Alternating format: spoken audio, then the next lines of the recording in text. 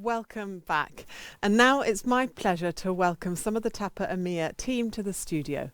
Marcel Saarloos, Chair of TAPA EMEA, Paul Linders, Vice Chair, and Markus, Prinz, Senior Manager, Standards and Training. Gentlemen, thank you all very much for joining us and coming to have a chat. We've got lots to chat about, lots to get through, and different areas, but we'll sort of try and mix it up a bit. So, Marcel, though, let me start by asking you. The new TAPA EMEA intelligence system, TIS, went live in March. What feedback have you had from members, and what are the major changes and improvements compared to the previous IIS system? So, I think we can say it's successful, although I'm not getting as much as feedback as the team probably does.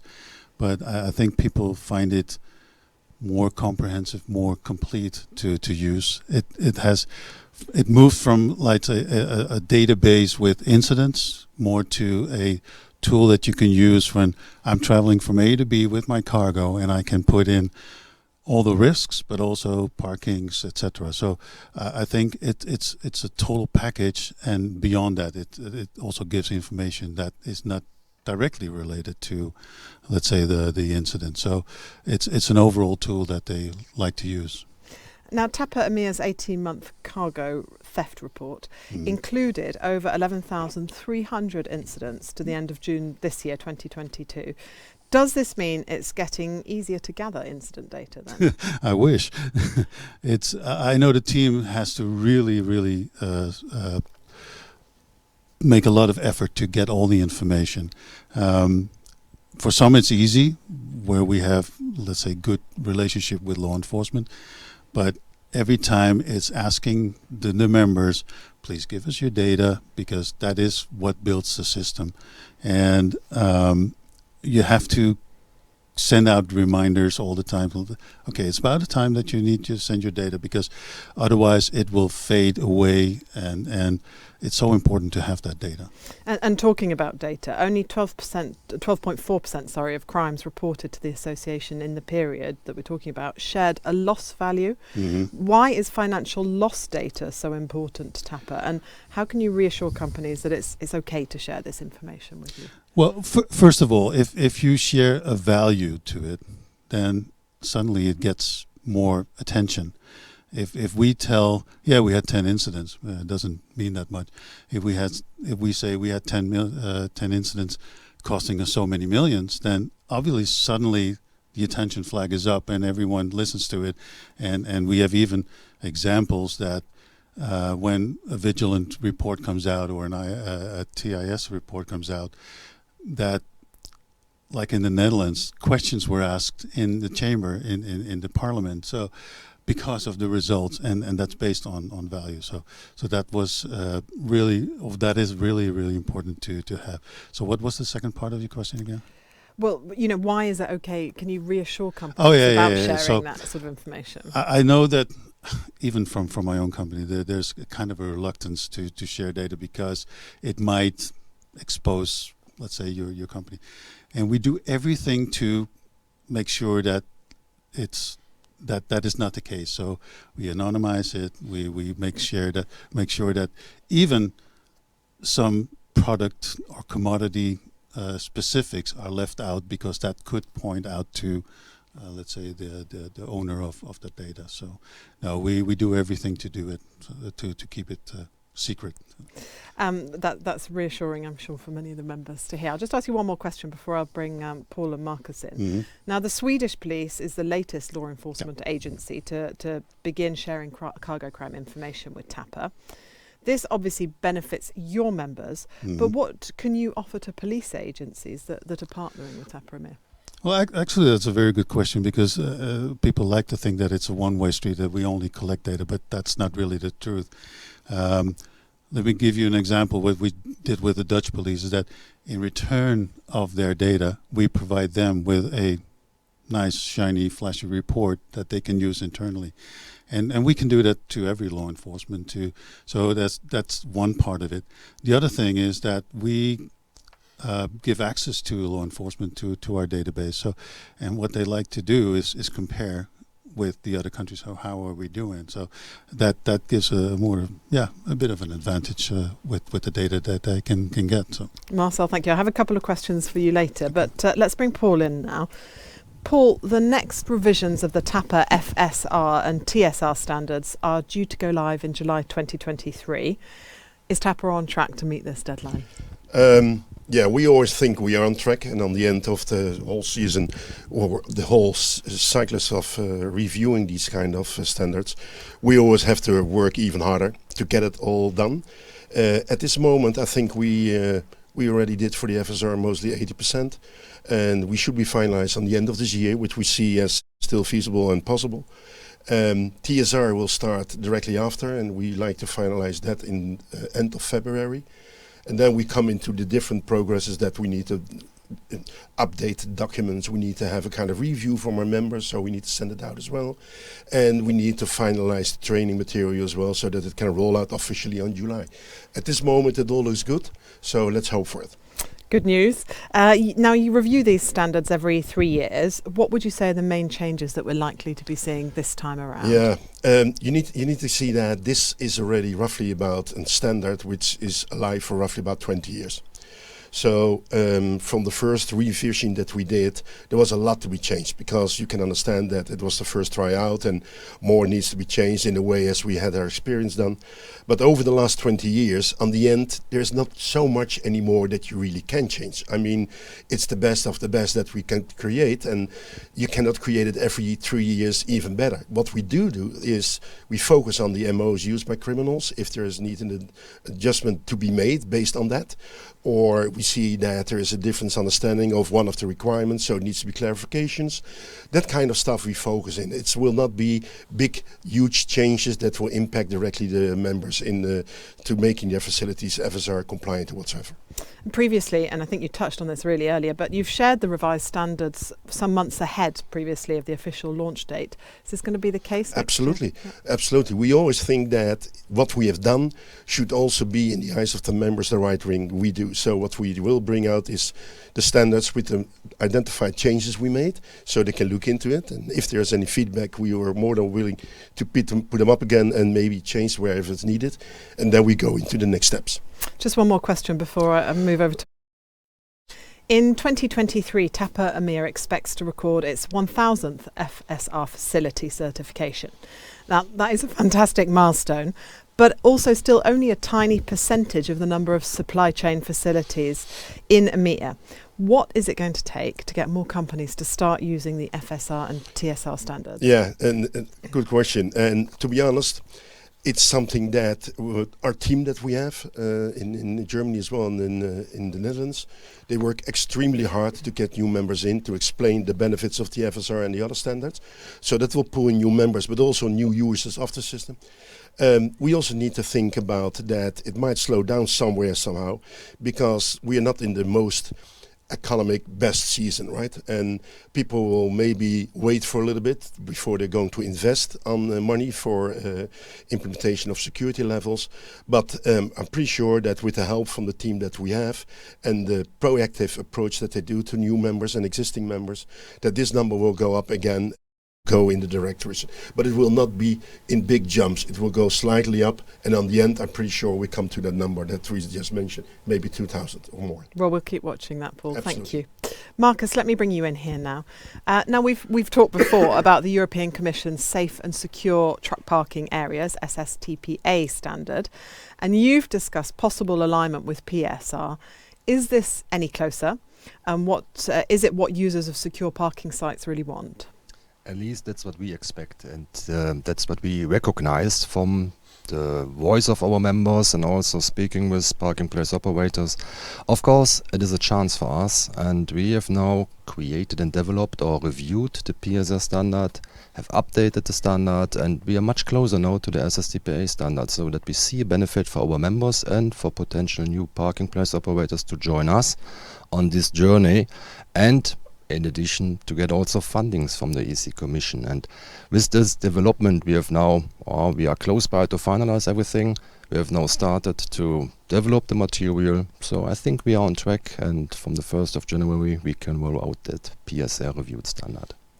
Earlier today we heard from Tom Barton, and he was re-emphasising his views that the growth opportunity for secure parking is to work with existing parking place operators to encourage them to meet your security requirements. Now, you've made some good progress, but how can you put your foot down on the accelerator and significantly grow the number of locations meeting the TAPA standard?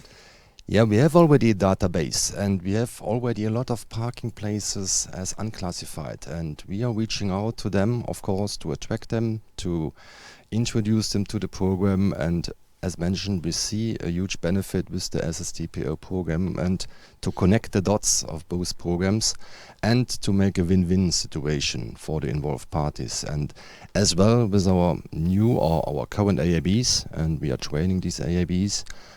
So in the future, the parking place operators can go with one AAB and can directly go for 2 programs and certify 2 programs. And that's, I think, it's a huge benefit for the parking place operators in the future. Now, you've obviously led the way with the parking security requirements, but these are due to be revised too soon. What are you looking for from your members to support this process? How can they help? And what lessons have been learnt since the launch in 2019?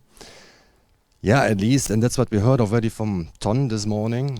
It's really important that our members pushing for that direction. And we have initiated that with FSR a lot of years ago. Then we initiated TSR. We had great success of that.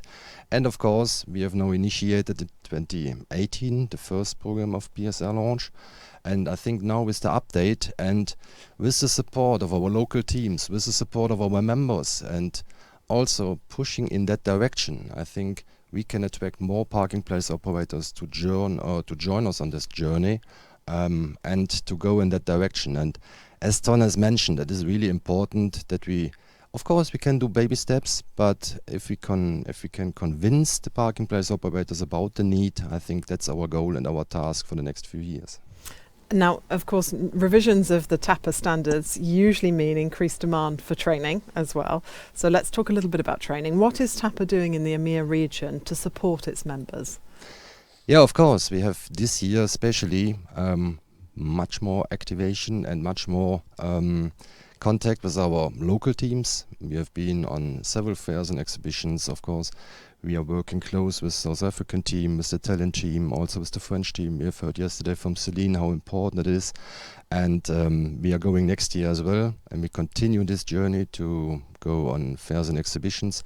But of course, we also use that kind of support in the different regions to spread the message and to increase also the footprint of our standards. And I think that's important to continue in that direction. The FSR and TSR training courses are very well established. What training will you be providing to support the growth of the PSR standard?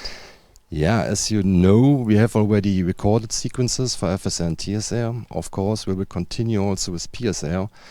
First of all, we will train our AABs, of course, in regards to SSTPA, in regards to PSR, that we get also listed on the European Commission webpage, so that we can, of course, directly connect the potential interested parties of parking place operators with our AABs.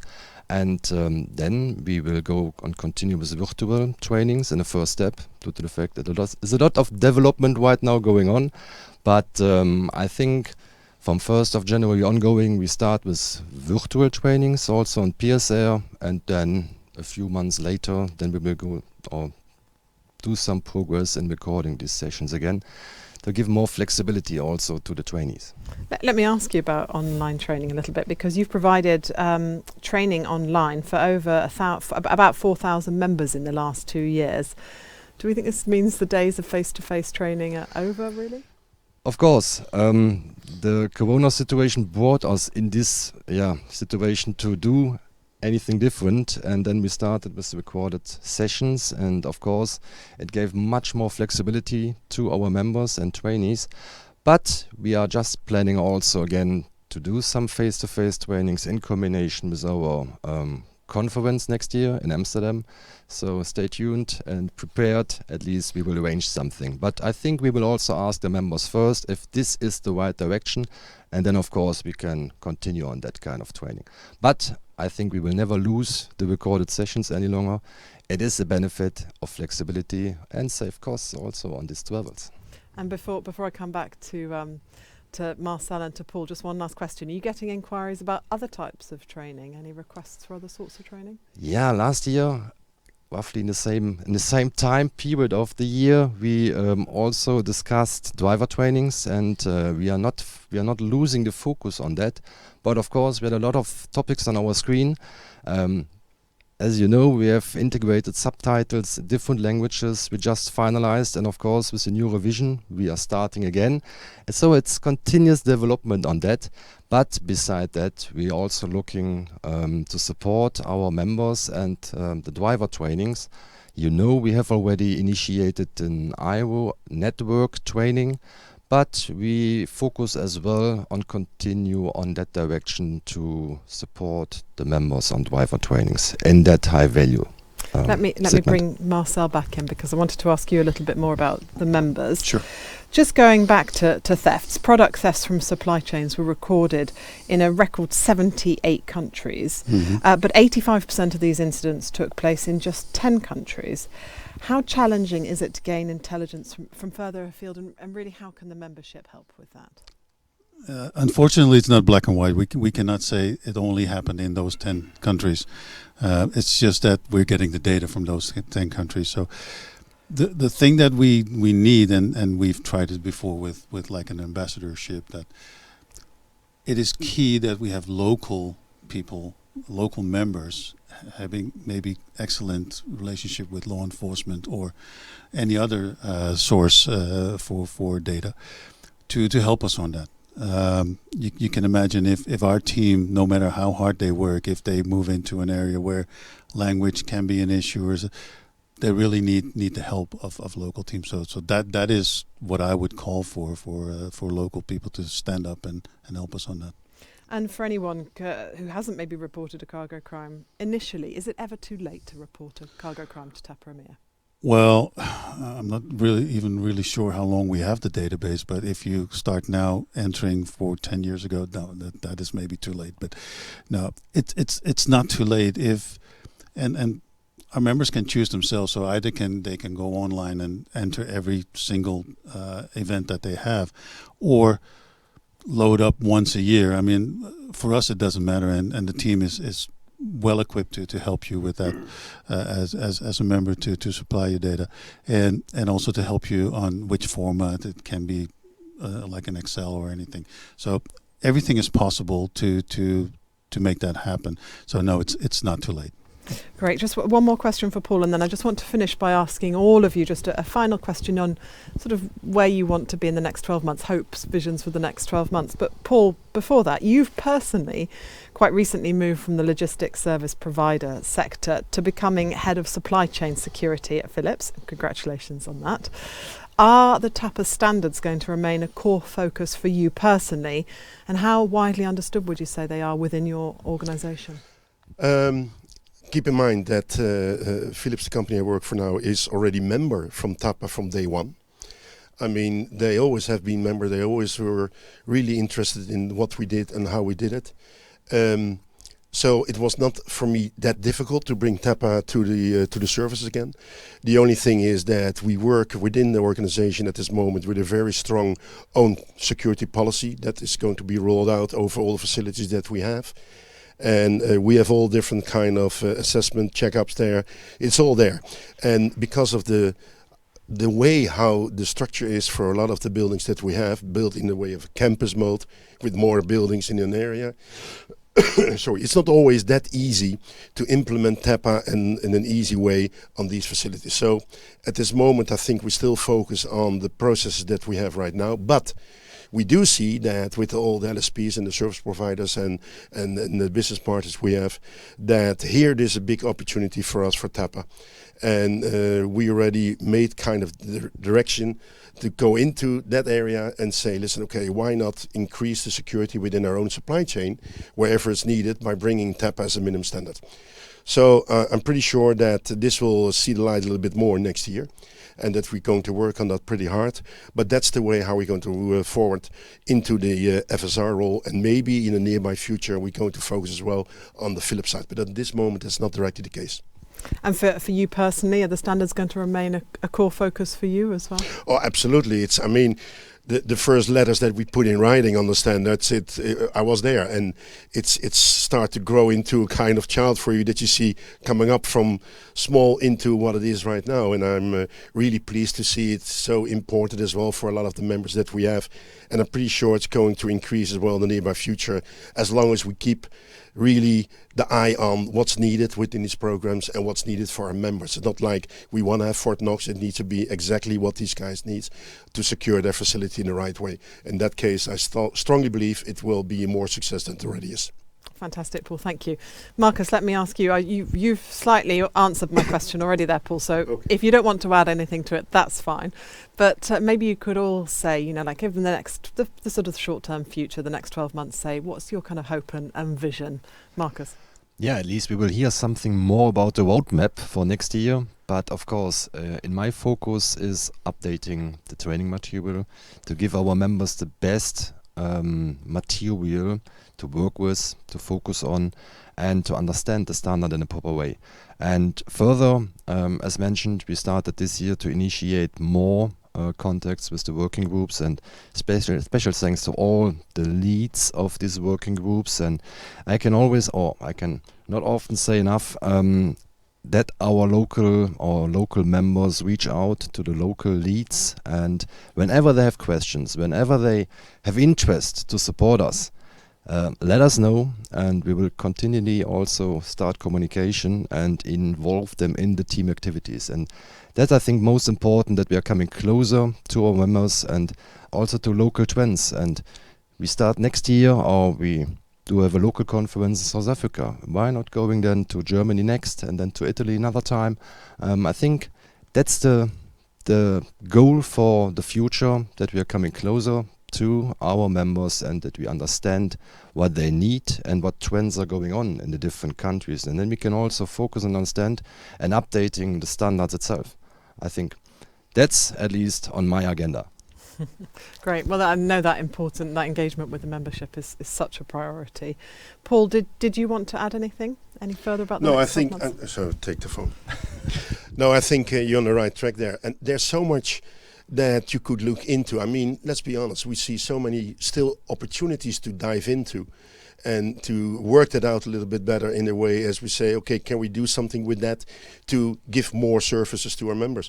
So wherever we see an opportunity popping up like that, we will dive into it and we'll see if we can bring it into something that we can work with. So I'm pretty sure there's more to come. Absolutely. Exciting times. Marcel, I'll give you the last word. Okay. So maybe it's funny to say that an association that is now almost 25 years ongoing, that we're still going through some growing pains, and that's because, I mean, I'm a long-lasted board member and now chair, and we made a drastic change in the recent past, and what I see that is achieved in a relatively short period of time, I said this is exactly the way that we should go further, and where we are within 3 to 5 years from now, even more professional and more like, and I've said it more in interviews, to an association that matters and that people believe in and ask questions to. So that's where we need to be. Well, I'm looking forward to watching and following as that happens. Thank you all very much for joining us. Thank you.